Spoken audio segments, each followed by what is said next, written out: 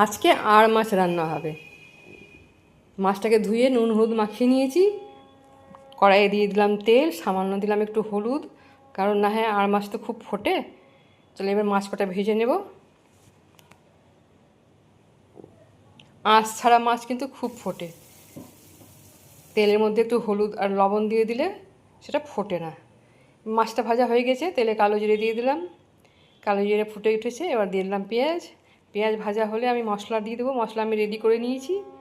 যা মশলা আমাদের হয়, ধনে গুঁড়ো, জিরে গুঁড়ো, আদা, শুকনো লঙ্কার গুঁড়ো, হলুদ, লবণ, টমেটো সব দিয়ে পেস্ট করে আমি মশলা দিয়ে দিলাম। বাস মশলা কষিয়ে নিয়ে আমি জল দিয়ে দেবো। আর মাছটা একটু মোটা মাছ, এর একটা খুব পাতলা ঝোল হয় না, একটু ঝোলটা একটু ঘন করলে খেতে খুব ভালো লাগে, একটু রিচ হয় এই আর কি। পাতলা ঝোল করলে এই মাছটা খুব স্বাদ লাগে না।